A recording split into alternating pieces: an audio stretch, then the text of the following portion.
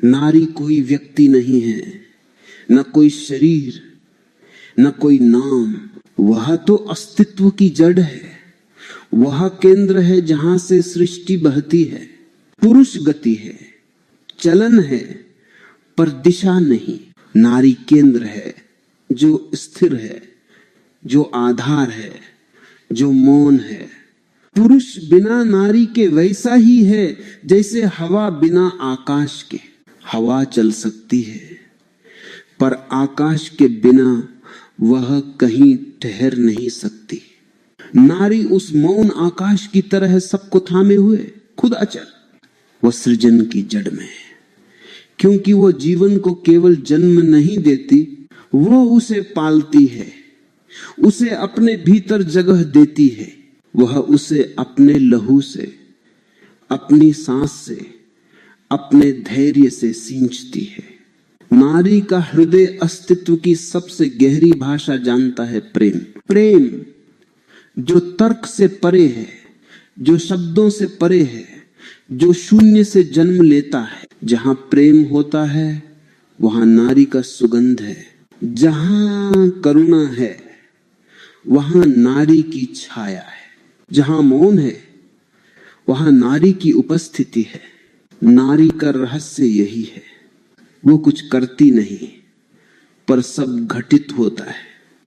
वो सृजन करती नहीं, सृजन उसके माध्यम से होता है। जैसे धरती बीज नहीं बनाती, पर बिना धरती के बीज कुछ नहीं।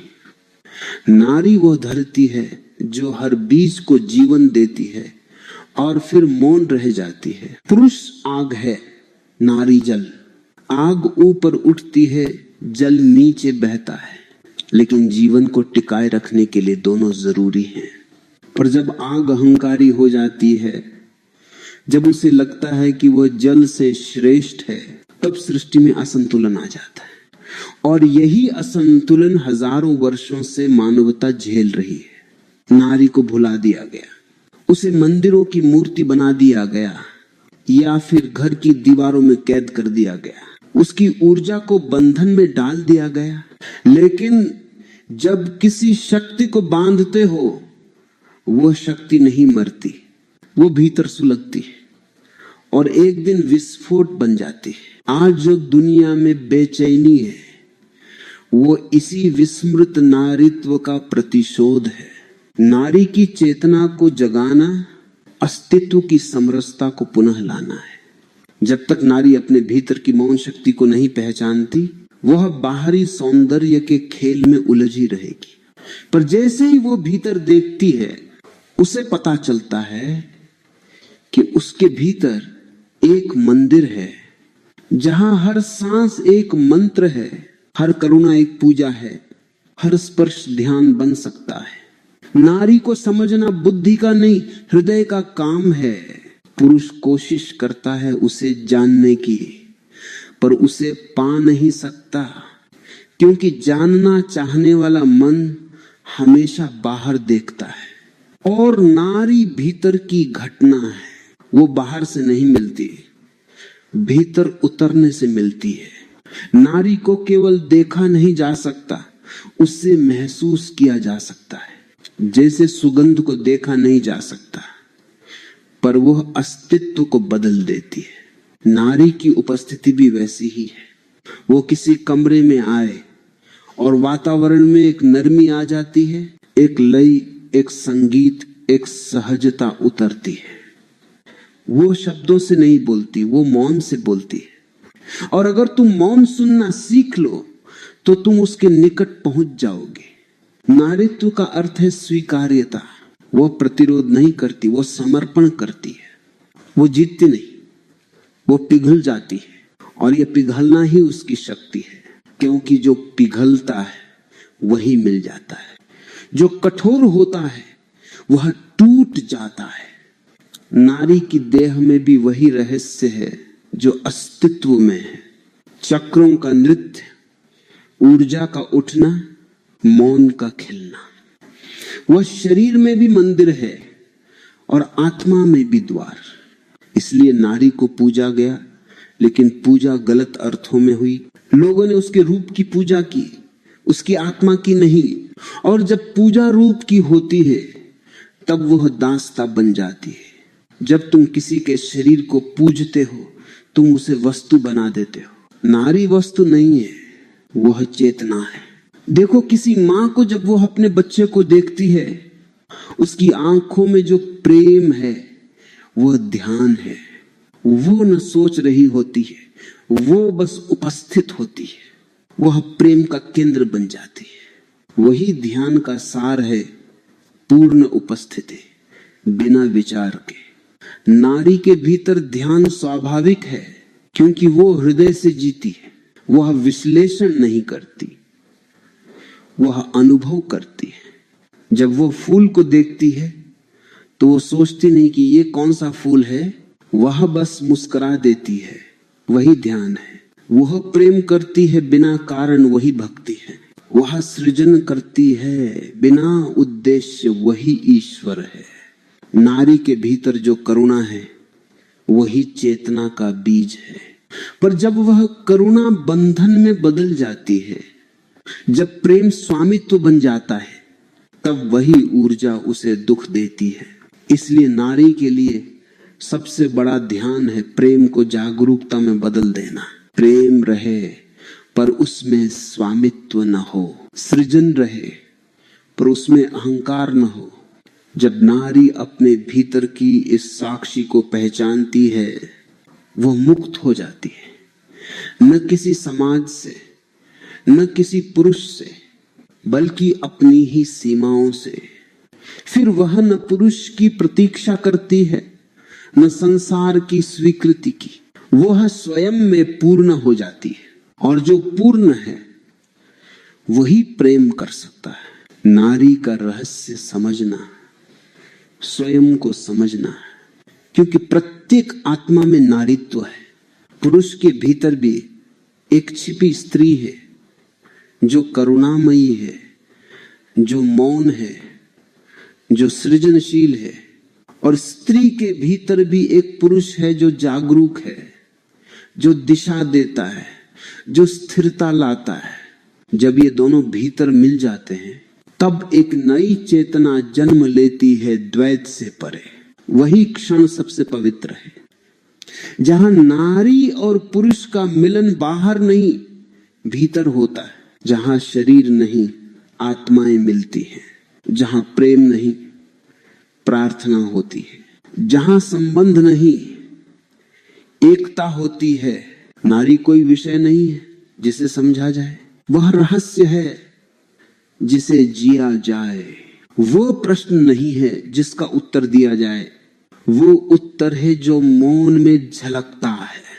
और जो इस मौन को सुन लेता है वो जान लेता है सृष्टि का रहस्य न बाहर है न ऊपर, वह तो नारी के भीतर ही छिपा है।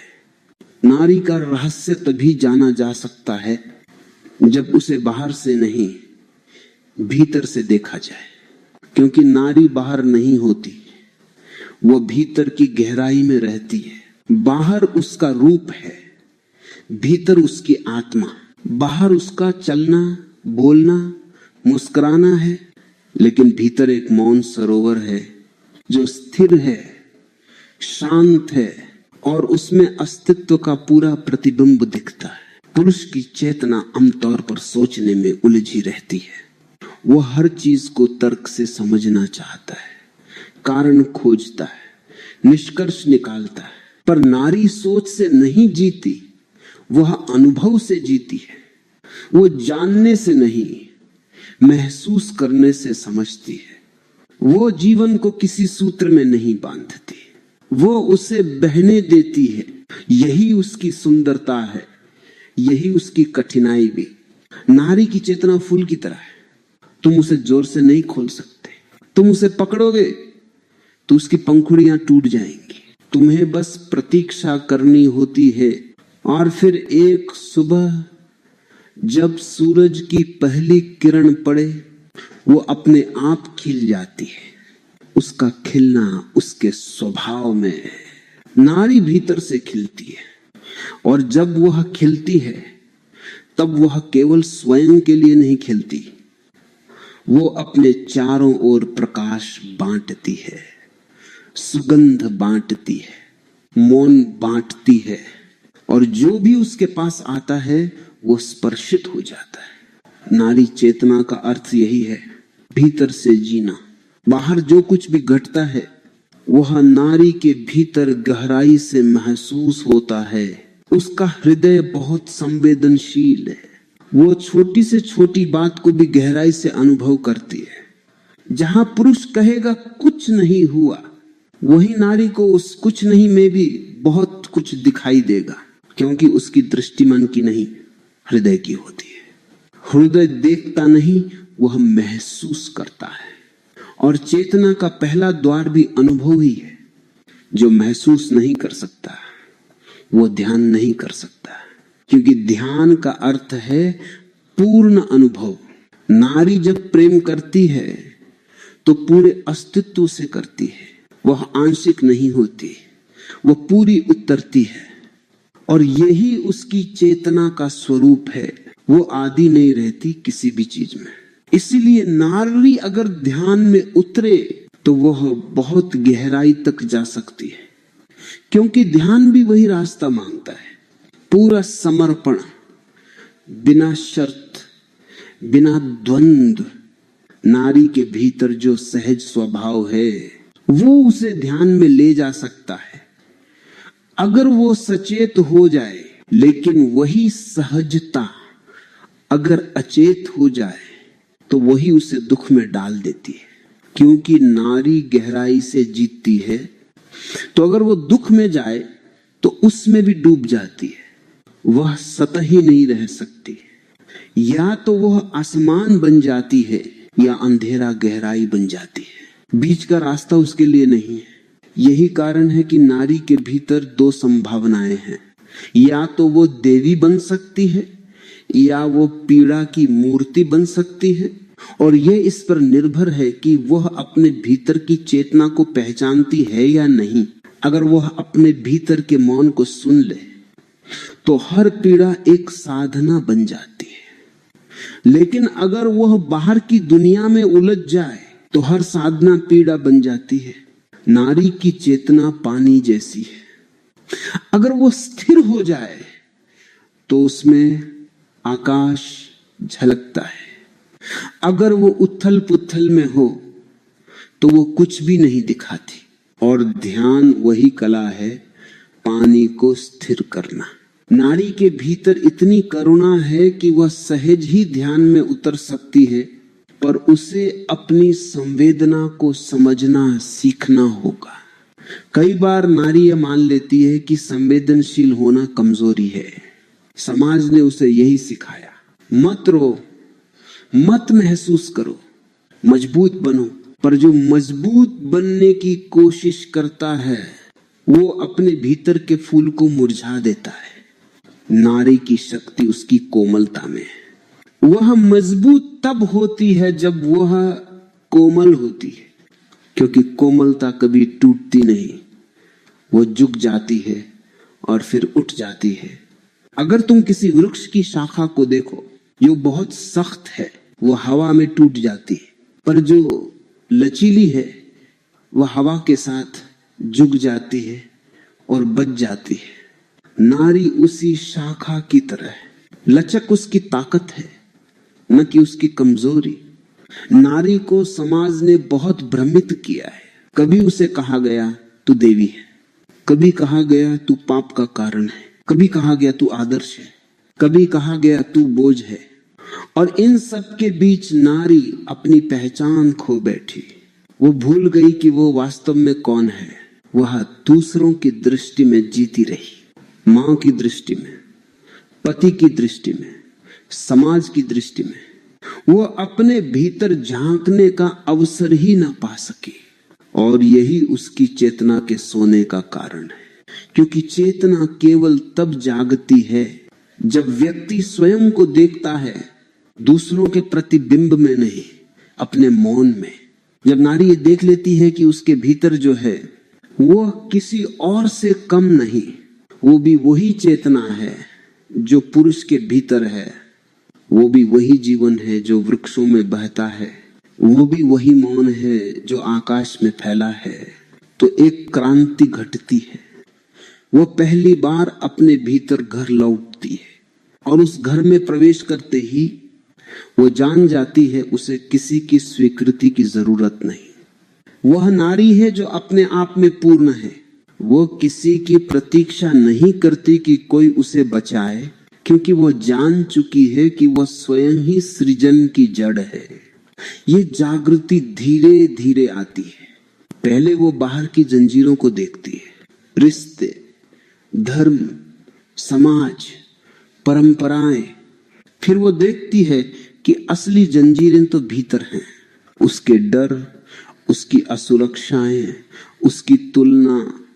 वह जब इनसे मुक्त होती है तो पहली बार हवा जैसी हो जाती है, अदृश्य पर जीवनदायिनी। नारी की चेतना में एक खास गुण है, शून्यता का स्वीकार।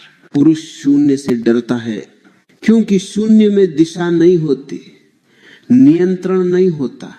पर नारी को शून्य में सहजता मिलती है, वह शून्य में आराम पाती है। वो जानती है वही शून्य सृजन का गर्भ है, वहीं से सब कुछ जन्म लेता है। इसलिए वो प्रतीक्षा कर सकती है। नारी प्रतीक्षा में भी जीवित रह सकती है। पुरुष को कुछ करना होता है, पर नारी को बस होना आता है।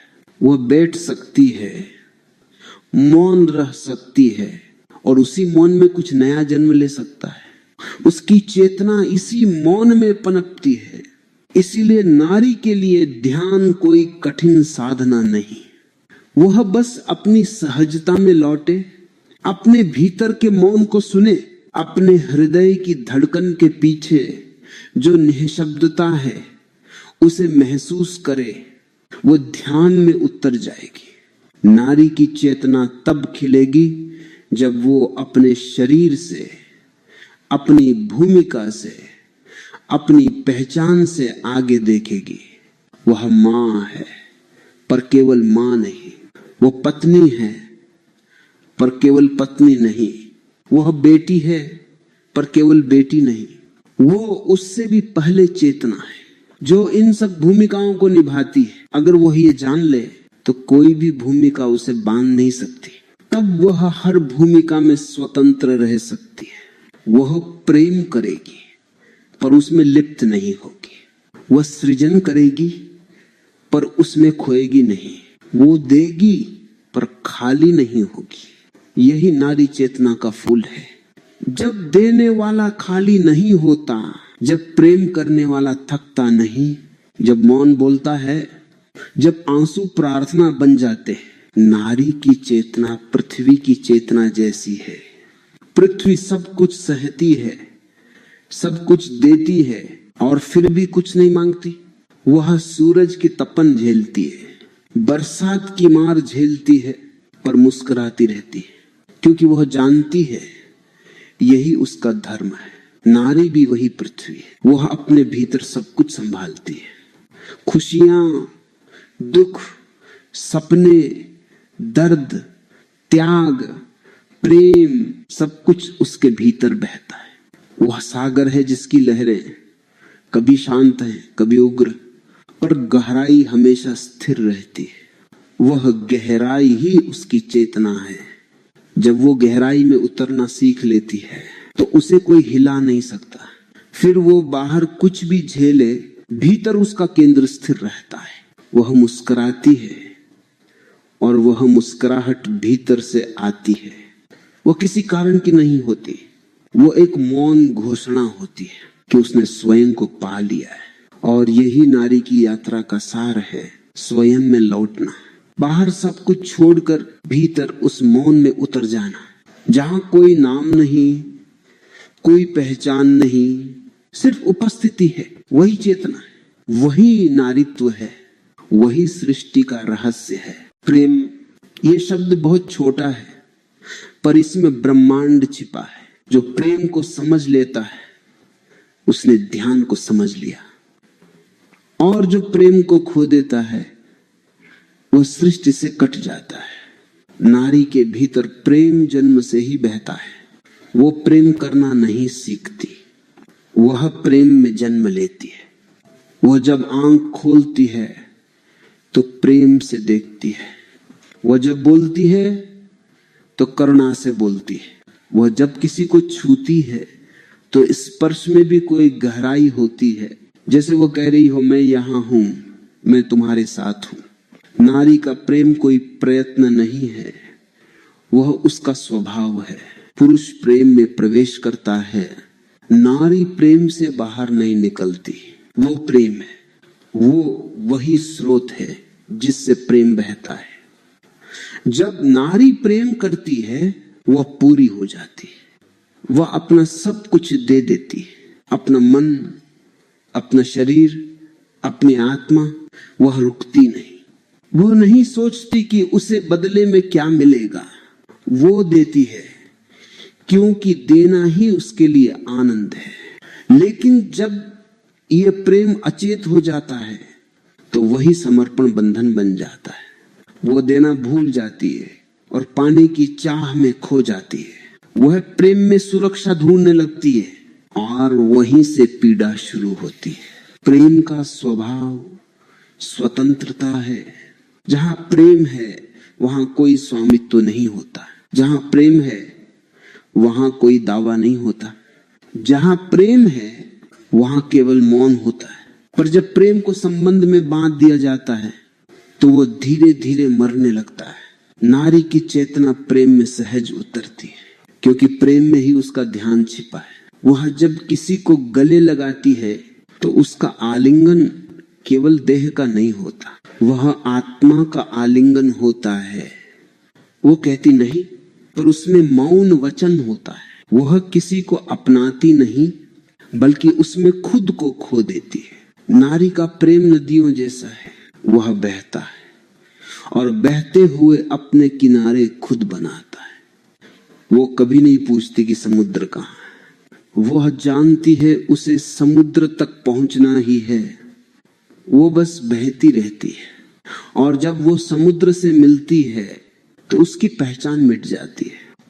वह कह नहीं सकती मैं नदी हूं, अब वो कहती है मैं सागर हूं। समर्पण का यही अर्थ है, अपनी अलग पहचान को खो देना और एक बड़े अस्तित्व में विलीन हो जाना। नारी सहज ही ये कर सकती है। वो समर्पण को समझती है। वह जानती है कि झुकना हार नहीं है बल्कि झुकने में ही जीत छिपी है। क्योंकि जो झुकता है वही प्रेम को समझता है। जो झुक नहीं सकता वह केवल तर्क जानता है। पुरुष प्रेम में भी तर्क खोजता है। वह पूछता है तुम मुझसे क्यों प्रेम करती हो, पर नारी के पास उत्तर नहीं होता क्योंकि प्रेम का कोई कारण नहीं होता। वो कहती है बस करती हूं, और यही उसका सौंदर्य है। प्रेम में जो कारण खोजता है वह प्रेम से दूर चला जाता है। नारी के लिए प्रेम पूजा है। वह जब प्रेम करती है तो उसका पूरा अस्तित्व प्रार्थना बन जाता है। वह उस व्यक्ति को नहीं चाहती, वो उस क्षण को चाहती है जहां प्रेम बह रहा हो। वो जानती है प्रेम कोई चीज नहीं है जो रखी जा सके। वह एक लहर है जो आती है और चली जाती है, पर जब वो आती है तो सब कुछ नया कर देती है। नारी का प्रेम इतना गहरा है कि वह उसे बदल सकता है जो उसके निकट आए। वो उस व्यक्ति को भी पिघला सकती है जो वर्षों से कठोर हो चुका हो। वो उसे फिर से बच्चा बना सकती है क्योंकि उसके भीतर जो प्रेम है वह किसी शब्द या वादे पर नहीं टिका, वह तो अस्तित्व का स्पर्श है। पर जब नारी अपने प्रेम को अधूरा अनुभव करती है, जब उसे लगता है कि उसे बदले में वही नहीं मिला जो उसने दिया, तो उसका प्रेम दर्द बन जाता है। क्योंकि जहां अपेक्षा है वहां प्रेम नहीं रह सकता। प्रेम केवल देने में जिंदा रहता है। जब तुम कहते हो मुझे कुछ वापस दो, तो प्रेम का द्वार बंद हो जाता है। नारी को यह समझना होगा कि प्रेम किसी के पास जाने से नहीं, स्वयं में उतरने से आता है। प्रेम कोई दूसरा व्यक्ति नहीं लाता, वह तुम्हारे भीतर ही है। जब तुम भीतर से भर जाती हो तो प्रेम अपने आप बहने लगता है। फिर तुम जिसे भी छुओ वो आशीर्वाद बन जाता है। समर्पण का मतलब है अपने भीतर की नदी को बहने देना। किसी को दोष न देना कि वह समझ नहीं पाया, क्योंकि नदी बहने के लिए नहीं पूछती कि कौन देख रहा है। वह बहती है क्योंकि बहना उसका स्वभाव है। समर्पण का अर्थ हारना नहीं है, बल्कि अपने भीतर की दीवारें तोड़ देना है।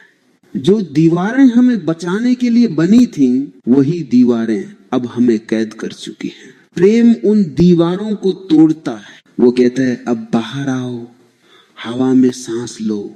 नारी का प्रेम अगर सजग हो जाए तो वही उसे ध्यान की ऊंचाई तक ले जा सकता है, क्योंकि प्रेम और ध्यान दो नहीं है।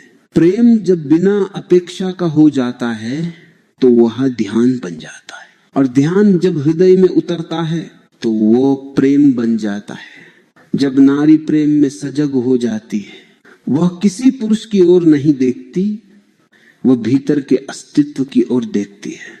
वो जान जाती है जिसे मैं प्रेम करती हूं वो कोई व्यक्ति नहीं, वह तो वही चेतना है जो मेरे भीतर भी है। वो दूसरे में स्वयं को देखने लगती है, और वही क्षण है जहां मैं और तुम मिट जाते हैं। प्रेम का सबसे सुंदर क्षण वह नहीं होता जब दो शरीर मिलते हैं, बल्कि वो होता है जब दो आत्माएं एक हो जाती हैं, जहां कोई प्रयास नहीं, कोई इच्छा नहीं, सिर्फ मौन है, बस अनुभव है। नारी को यह वरदान मिला है कि वह इस एकता को बहुत सहजता से महसूस कर सकती है, क्योंकि उसके भीतर वह मौन पहले से है। वो जानती है कि प्रेम केवल पाने की नहीं, खो जाने की कला है, और जब वो पूरी तरह खो जाती है तभी वो खुद को पा लेती है, क्योंकि वही खोना समर्पण है, वही खोना ध्यान है, वही खोना मुक्ति है। नारी की आध्यात्मिक यात्रा प्रेम से शुरू होती है। वो प्रेम करती है, फिर उस प्रेम में समर्पण आता है, फिर उस समर्पण में ध्यान जन्म लेता है, और फिर वह ध्यान उसे भीतर की पूर्णता तक ले जाता है। वह फिर किसी पुरुष की प्रतीक्षा नहीं करती, क्योंकि अब उसने उस परम पुरुष को पा लिया है जो बाहर नहीं भीतर है। वह जब अपने भीतर उतरती है तो वो एक नई नारी बन जाती है। नारी जो प्रेम है पर स्वामित्व नहीं, नारी जो समर्पण है पर दास्ता नहीं, नारी जो मौन है पर निर्जीव नहीं, नारी जो सृजन है पर अहंकार नहीं। प्रेम उसके लिए मार्ग है, मंजिल नहीं, क्योंकि प्रेम उसे भीतर ले जाता है। और जब वो भीतर पहुंच जाती है तो उसे समझ आता है जिसे मैं प्रेम कर रही थी वो तो मैं ही थी, मैं ही सागर थी, मैं ही लहर थी। प्रेम अंत नहीं है, वह द्वार है जिससे गुजर कर नारी चेतना में प्रवेश करती है। वह द्वार खुलता है तभी जब प्रेम में भय नहीं होता, जब प्रेम में शर्त नहीं होती, जब प्रेम में स्वामित्व नहीं होता, फिर प्रेम प्रार्थना बन जाता है। नारी की यह यात्रा अदृश्य है पर यही सबसे वास्तविक है। वह बाहर से वही दिखती है, हंसती है, बोलती है, काम करती है, पर भीतर उसकी आंखें बदल चुकी होती हैं। अब वे बाहर नहीं देखती, अब वे भीतर देखती हैं, और जो भीतर देखने लगता है वो फिर कभी खो नहीं सकता। सृष्टि एक नृत्य है, इसमें दो ध्रुव हैं, पुरुष और नारी। एक बिना दूसरे के अस्तित्व नहीं रख सकता, जैसे दिन बिना रात के नहीं, जैसे श्वास बिना निश्वास के नहीं, जैसे जीवन बिना मृत्यु के नहीं। पुरुष और नारी एक दूसरे के विरोधी नहीं है, वे पूरक हैं।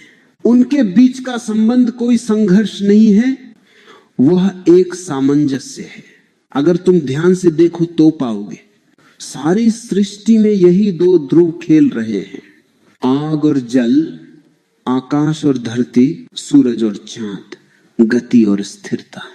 सब जगह यही नृत्य चल रहा है। पुरुष की ऊर्जा ऊपर की ओर जाती है, वह आकाश की तरह फैलना चाहता है। नारी की ऊर्जा भीतर उतरती है, वह धरती की तरह सब कुछ समेटना चाहती है। पुरुष का केंद्र मस्तिष्क है, वह सोचता है। नारी का केंद्र हृदय है, वह महसूस करती है। पुरुष जानना चाहता है, नारी जीना चाहती है।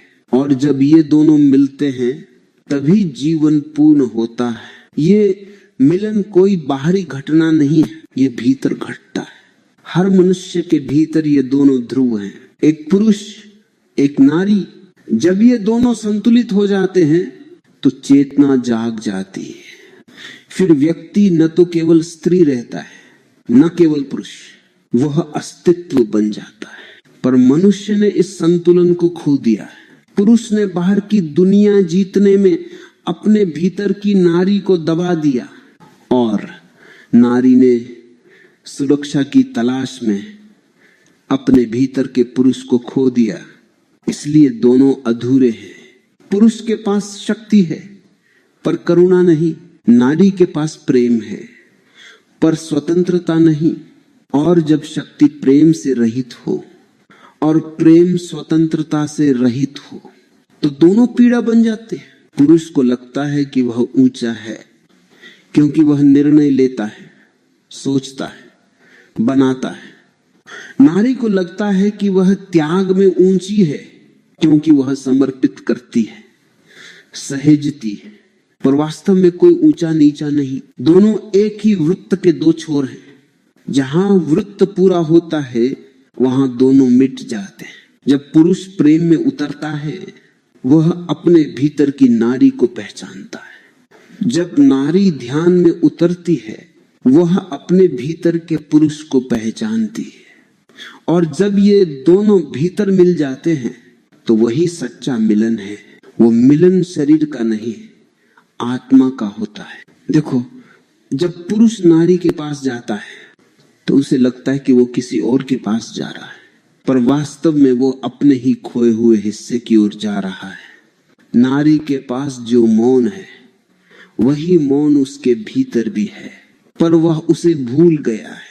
इसलिए नारी उसे आकर्षित करती है। वह बाहर की नारी में भीतर की नारी को खोजता है। नारी जब किसी पुरुष से जुड़ती है तो उसे लगता है कि वो किसी और से प्रेम कर रही है, पर वास्तव में वह अपने भीतर की पुरुष ऊर्जा को पहचान रही होती है। वह स्थिरता चाहती है, दिशा चाहती है जो उसके भीतर भी है पर सोई हुई।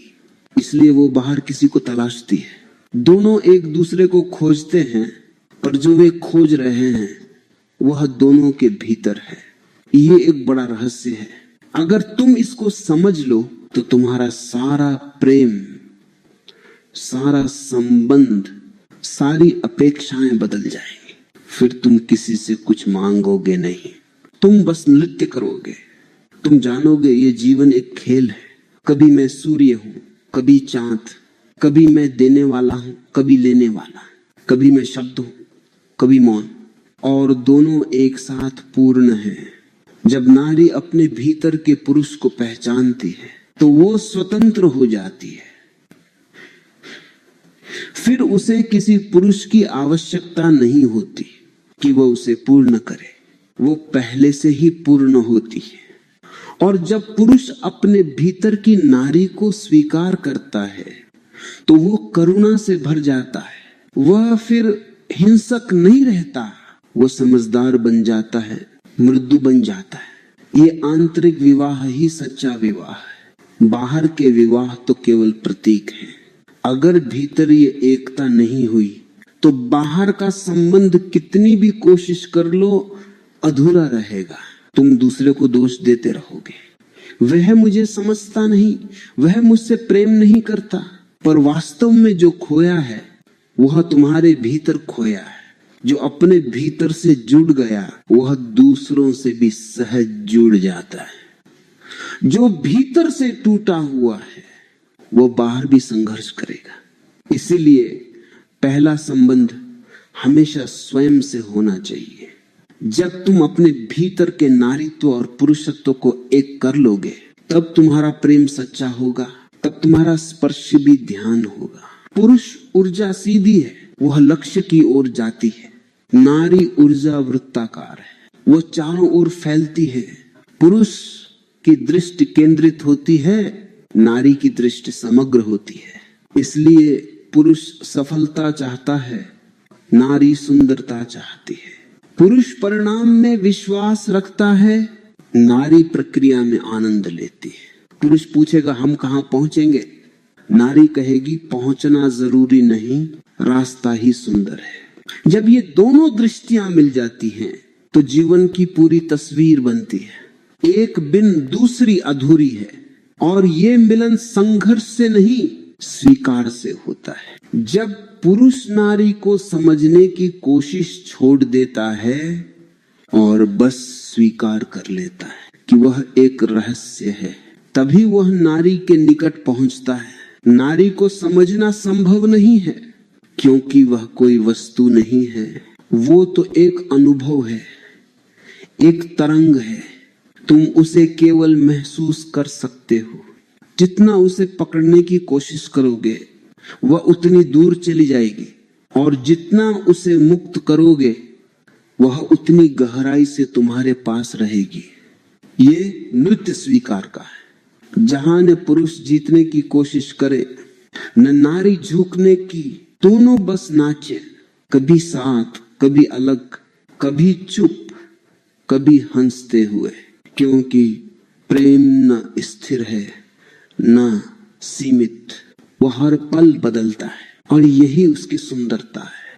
जब पुरुष और नारी के बीच ये समझ आ जाती है तो फिर कोई बंधन नहीं रह जाता। फिर वे एक दूसरे को पूर्ण करने नहीं आते, बल्कि एक दूसरे के साथ पूर्णता को बांटने आते हैं। तब प्रेम भी स्वतंत्र हो जाता है, और स्वतंत्रता भी प्रेममयी हो जाती है। नारी और पुरुष का ये नृत्य सृष्टि का हृदय है। यही शिव और शक्ति का खेल है। शिव बिना शक्ति के शव है, और शक्ति बिना शिव के दिशाहीन। दोनों साथ हों तो ब्रह्मांड नृत्य करता है। ये नृत्य कभी रुकता नहीं, ये निरंतर चलता रहता है। हर हृदय की धड़कन में, हर लहर के उठने में, हर सूर्योदय में ये नृत्य भीतर भी है और बाहर भी। जब तुम किसी के प्रेम में पड़ते हो तो ये नृत्य तुम्हारे भीतर शुरू होता है। तुम्हें लगता है कि तुम किसी और को चाह रहे हो, पर वास्तव में तुम्हारे भीतर कुछ जाग रहा होता है। वह जागरण ही ध्यान की शुरुआत है। अगर तुम इस प्रेम को ध्यान में बदल दो तो तुम मुक्त हो जाते हो। तुम फिर किसी से निर्भर नहीं रहते। तुम्हारा प्रेम अब मांग नहीं, उपहार बन जाता है। तुम देते हो क्योंकि तुम भर गए हो। तुम समर्पण करते हो क्योंकि तुमने अपने भीतर का द्वंद्व मिटा लिया है। अब तुम दो नहीं रहे, तुम एक हो। नारी और पुरुष कोई अलग प्राणी नहीं है, वे एक ही चेतना के दो आयाम हैं। जैसे लहर और सागर अलग नहीं होते, वैसे ही ये दोनों भी अलग नहीं। लहर सागर से उठती है और सागर में ही विलीन हो जाती है। ऐसे ही नारी पुरुष से अलग नहीं, वो उसी चेतना की अभिव्यक्ति है, बस रूप बदल गया है। इसलिए जब कोई वास्तव में प्रेम करता है तो वह किसी और से नहीं, अस्तित्व से प्रेम करता है। वो कहता नहीं मैं तुमसे प्रेम करता हूं, वो बस कहता है प्रेम हो रहा है, क्योंकि वहां कोई मैं नहीं बचा, कोई तुम नहीं बचा, सिर्फ नृत्य बचा है। और यही नृत्य सबसे गहरा ध्यान है, जहां पुरुष और नारी एक साथ मौन हो जाते हैं, जहां दोनों एक दूसरे को देखना बंद कर देते हैं, क्योंकि देखने के लिए अब कुछ नहीं बचा। वहां केवल अनुभव बचता है। वही एकता है, वही परम शांति है। सुनो, सृष्टि जब पहली बार जागी तो उसने अपनी पहली अभिव्यक्ति नारी के रूप में की, क्योंकि सृजन वही कर सकता है जो समेट सकता है, जो धारण कर सकता है, जो भीतर जगह बना सकता है। नारी वही जगह है जहां अस्तित्व विश्राम करता है, जहां जीवन बीज बनकर प्रवेश करता है और फिर फूल बनकर बाहर आता है। नारी का शरीर मंदिर है, पर यह मंदिर पत्थर का नहीं है, ये चेतना का बना हुआ है। उसके भीतर वही शक्ति बहती है जो ब्रह्मांड को चला रही है। जब वो मां बनती है तो केवल बच्चा जन्म नहीं लेता, स्वयं सृष्टि दोहराई जाती है। हर बार जब एक स्त्री जन्म देती है, ब्रह्मांड फिर से नया होता है। एक और बार सृजन अपनी सुंदरता दिखाता है। पर मातृत्व केवल शरीर का कार्य नहीं है, मातृत्व एक चेतना है। एक स्त्री मां बने बिना भी मातृत्व से भरी हो सकती है, क्योंकि मातृत्व का अर्थ है जीवन के प्रति करुणा, देखभाल, संरक्षण और सृजन के लिए खुलापन। जब एक नारी किसी पौधे को सींचती है, किसी पक्षी को दाना डालती है, किसी अजनबी को मुस्कान देती है, वह उसी मातृत्व की अभिव्यक्ति है। वह हर जगह जीवन को सहारा देती है। वो धरती की तरह है जो किसी को नहीं चुनती, जो सबको एक समान पालती है। मां होना बहुत गहरी साधना है, क्योंकि इसमें मैं का लोप होता है। वह अपने भीतर किसी और को जगह देती है, उसे बढ़ते हुए देखती है और फिर एक दिन उसे छोड़ देती है। उसका प्रेम पकड़ता नहीं, वह मुक्त करता है। वो कहती नहीं तू मेरा है, वो कहती है तू जीवन का है। यही सच्चा मातृत्व है। सृजन वही कर सकता है जो देना जानता है। नारी का हृदय इसीलिए सृजनशील है क्योंकि वह देने में आनंद पाती है। वो खाली होकर भी भर जाती है। उसके पास जो है वे उसे बांटने में संकोच नहीं करती, क्योंकि उसे पता है जितना देती है उतनी ही और शक्ति भीतर से आती है। सृजन रुकता नहीं, वह अनंत है। लेकिन जब यह सृजन चेतना से अलग हो जाता है, जब यह केवल सामाजिक भूमिका बन जाता है, तो नारी पीड़ा में पड़ जाती है, क्योंकि तब मातृत्व अधिकार बन जाता है। फिर वो कहती है मेरा बच्चा है। फिर वो पकड़ने लगती है, संरक्षण की जगह स्वामित्व आ जाता है और वही प्रेम को विष बना देता है। प्रेम तब तक सुंदर है जब तक वो स्वतंत्र है। जैसे फूल की सुगंध, तुम उसे बांध नहीं सकते। अगर तुम उसे किसी बोतल में कैद करोगे तो उसकी सुगंध मर जाएगी। वैसे ही अगर मां अपने बच्चे को बांधती है तो उसका प्रेम मर जाता है। मातृत्व का अर्थ पकड़ना नहीं बल्कि मार्ग देना है, जीवन को स्वतंत्र छोड़ना है कि वह अपना रास्ता खोजे। नारी को सृजनकर्ता ने यही वरदान दिया है कि वह जीवन को जन्म देती है पर उसे नियंत्रित नहीं करती। वह माध्यम है, मालिक नहीं। ये समझना बहुत आवश्यक है, क्योंकि सृष्टि तभी चलती है जब माध्यम शुद्ध रहता है।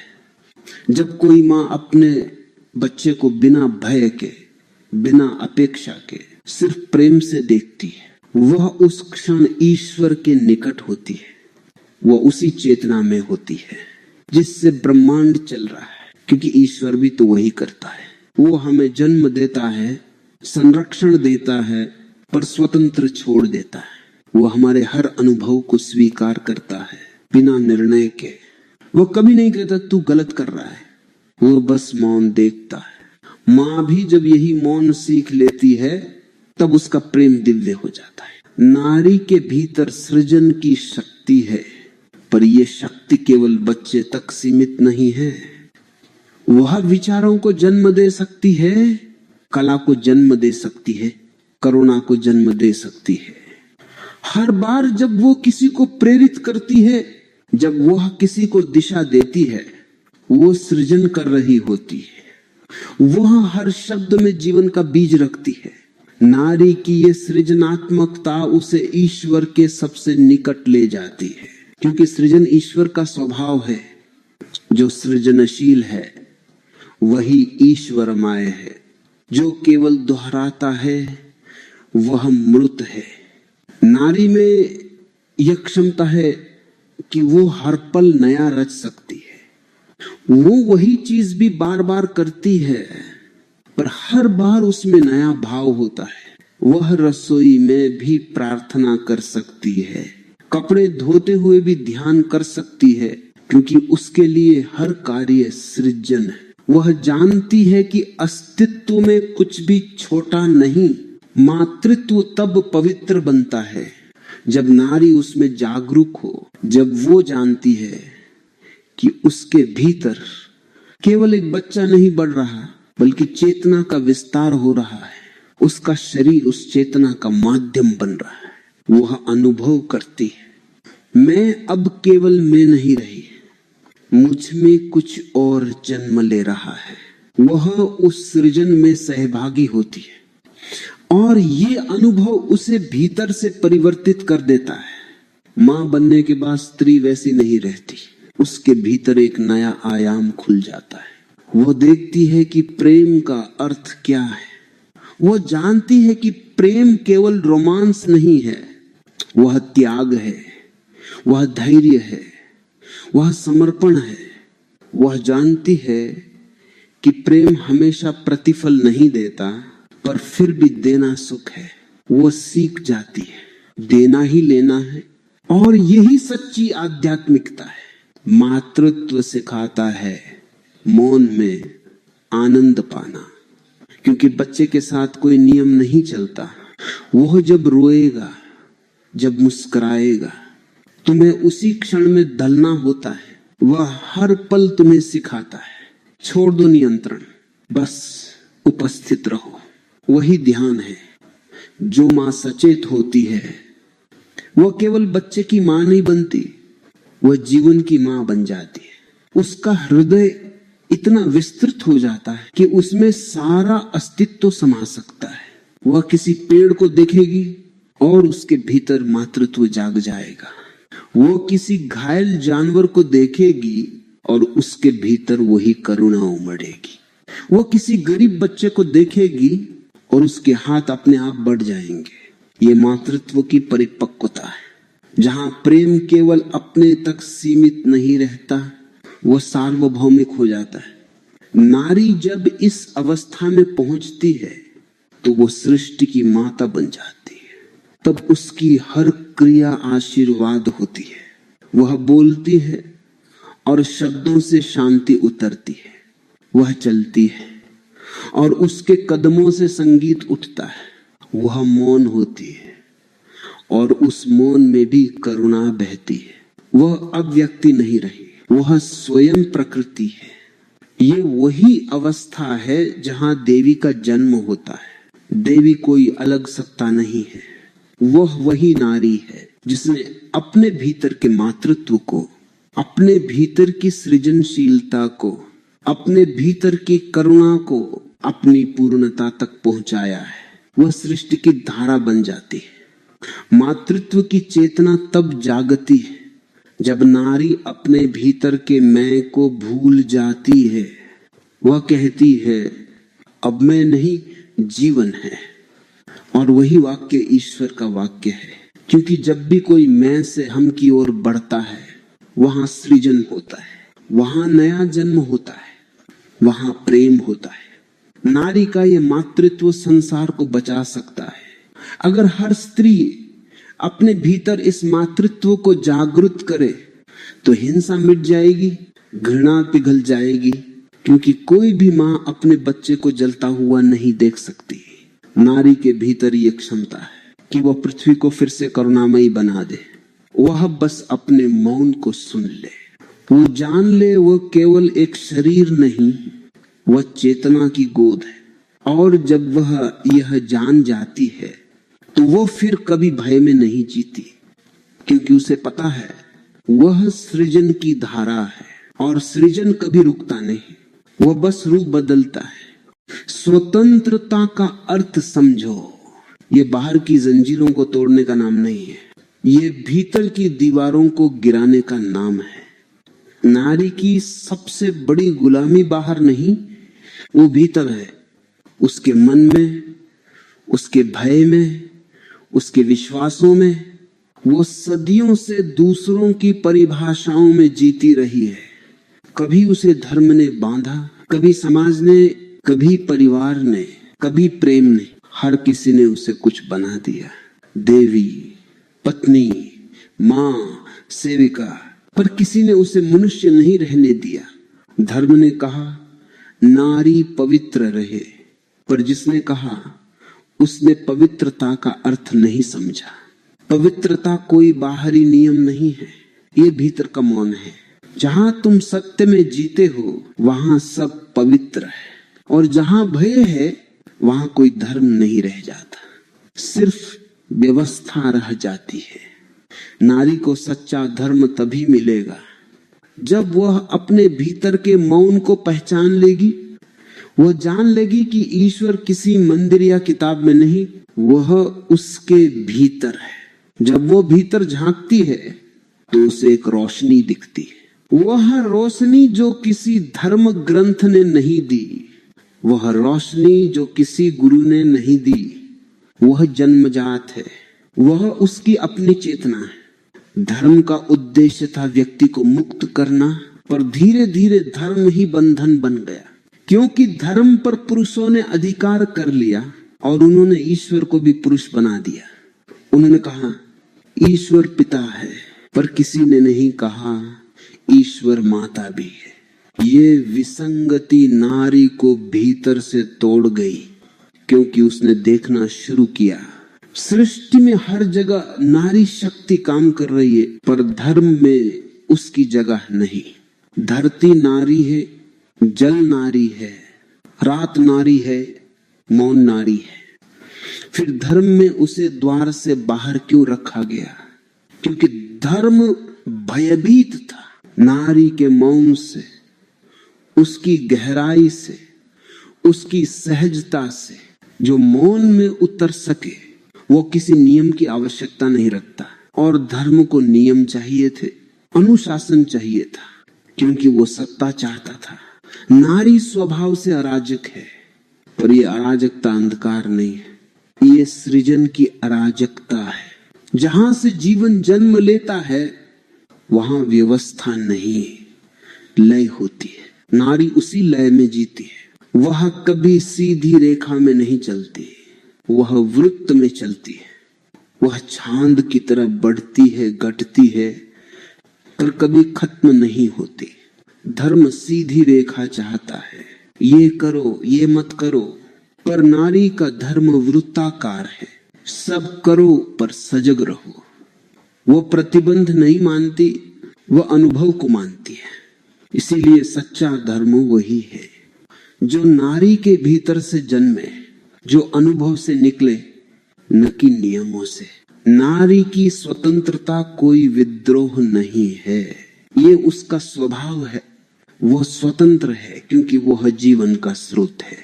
जिससे जीवन निकलता है वो किसी से बंध कैसे सकता है? पर यह स्वतंत्रता बाहरी नहीं, ये भीतर की है। ये स्वतंत्रता ये नहीं कहती कि मैं किसी की नहीं सुनूंगी, ये कहती है मैं अपने भीतर की आवाज सुनूंगी। जब नारी अपने भीतर की आवाज सुनती है, वह जानती है वो गलत नहीं हो सकती, क्योंकि वह जीवन से जुड़ी है, वह पृथ्वी से जुड़ी है, वह वृक्षों, नदियों, हवाओं से जुड़ी है, वह सृष्टि की धड़कन से तालमेल में है। जो जीवन से जुड़ा है वो कभी गलत नहीं हो सकता। पर जब वो समाज के नियमों से जुड़ जाती है तो वह अपना संगीत खो देती है, वह दूसरों की धुन पर नाचती है, और धीरे धीरे वह भूल जाती है कि उसकी अपनी धुन भी है। नारी को अब यह याद करना होगा, उसकी स्वतंत्रता कोई मांग नहीं, वह उसका जन्म सिद्ध अधिकार है। वह किसी से इसे मांग नहीं सकती, उसे इसे जीना होगा। वह स्वतंत्र तब होगी जब वो निर्णय करेगी कि उसे किसी स्वीकृति की आवश्यकता नहीं। वह तब स्वतंत्र होगी जब वह कह सके मैं जो हूं उसी में पूर्ण हूं। धर्म ने नारी को पाप और पुण्य के जाल में बांध दिया। कभी कहा ये मत छुओ, ये मत खाओ, ये मत बोलो, पर इन सब मतों ने उसे ईश्वर से दूर कर दिया, क्योंकि ईश्वर केवल अनुभव में है।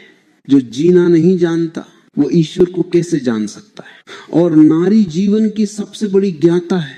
वो जीवन को छूती है, उससे खेलती है, उसमें बहती है। जब वो धर्म के बंधनों को गिरा देती है, वह किसी नए धर्म में प्रवेश नहीं करती, वह अपने धर्म में लौटती है। उसका धर्म प्रेम है, उसका धर्म करुणा है, उसका धर्म सृजन है, उसका धर्म मौन है।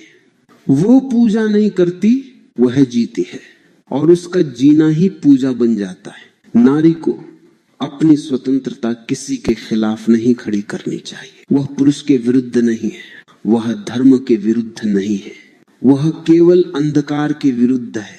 जहां सत्य नहीं देखा जाता, जहां जीवन को दबाया जाता है, जब वो अपने भीतर प्रकाश जलाती है तो वही प्रकाश सबको मार्ग दिखाता है। नारी का स्वतंत्र होना संसार के संतुलन के लिए आवश्यक है, क्योंकि जब वह दबी रहती है तो उसका मौन हिंसा में बदल जाता है, और जब वह मुक्त होती है तो उसका मौन संगीत बन जाता है, वो करुणा बन जाती है, वह उपचार बन जाती है, उसकी उपस्थिति ही आशीर्वाद बन जाती है। धर्म ने नारी से कहा तू साध्वी बन, पर सच्ची साध्वी वह नहीं जो बंधनों में हो।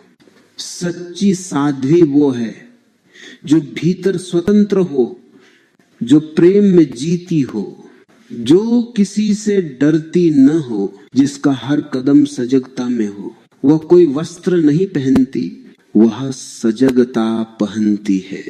वो किसी नियम का पालन नहीं करती, वह मौन का पालन करती है। स्वतंत्रता का अर्थ है जो हूं उसे पूर्ण रूप से स्वीकार करना। नारी के लिए इसका अर्थ है अपनी भावनाओं को स्वीकारना, अपने शरीर को, अपनी इच्छाओं को, अपने मौन को, अपने प्रेम को, बिना अपराध बोध के, क्योंकि अपराध बोध ही सबसे बड़ा बंधन है। जब कोई ये मानने लगता है कि मेरे भीतर जो है वह गलत है, तब वह अपने ईश्वर से कट जाता है। नारी को यह समझना होगा वह स्वयं ईश्वर का सबसे निकट अनुभव है, क्योंकि जहां जीवन है वहीं ईश्वर है, और वह तो स्वयं जीवन की धारा है। वह चलती है तो अस्तित्व चलता है। वो मौन होती है तो अस्तित्व विश्राम करता है। उसकी स्वतंत्रता ये नहीं है कि वो मंदिर छोड़ दे या धर्म छोड़ दे। उसकी स्वतंत्रता ये है कि वह अपने भीतर के मंदिर को पहचान ले। वह समझे हर सांस में प्रार्थना है, हर करुणा में धर्म है। फिर उसे किसी पंडित, किसी गुरु, किसी शास्त्र की जरूरत नहीं रहती, क्योंकि वह स्वयं शास्त्र बन जाती है। उसके मौन में उपनिषद हैं, उसकी दृष्टि में गीता है, उसकी करुणा में वेद हैं। जब नारी इस स्वतंत्रता में जीती है तो वह धर्म को नया अर्थ देती है। वह कहती है धर्म वह नहीं जो बांधे, धर्म वो है जो मुक्त करे। वो कहती है मैं पूजा नहीं करती, मैं अस्तित्व के साथ नाचती हूँ। वह नृत्य ही उसकी आराधना है, वह मौन ही उसका मंत्र है। जब नारी ऐसी हो जाती है, मुक्त, करुणामयी, सजग, तो दुनिया का धर्म भी बदल जाता है। फिर धर्म भय नहीं, प्रेम बन जाता है। वह आदेश नहीं, आनंद बन जाता है। वह उपदेश नहीं, अनुभव बन जाता है। और यही है नारी की मुक्ति। धर्म से नहीं, धर्म के भीतर से। वह अब बाहर नहीं ढूंढती, वो भीतर लौट आती है, और भीतर लौटते ही वह पाती है वह कभी बंधी नहीं थी, वह हमेशा से मुक्त थी, बस उसे याद नहीं था। रात समाप्त हो चुकी है, एक लंबी गहरी रात जिसमें नारी सोई रही, कभी दूसरों की अपेक्षाओं के नीचे, कभी परंपराओं की परतों में, कभी प्रेम की आड़ में, कभी भय की छाया में। अब सुबह हो रही है। यह कोई साधारण सुबह नहीं है, यह चेतना की सुबह है। जहां पहली बार नारी खुद को देख रही है, किसी दर्पण में नहीं, किसी नाम में नहीं, बल्कि अपने मौन में। ये वही क्षण है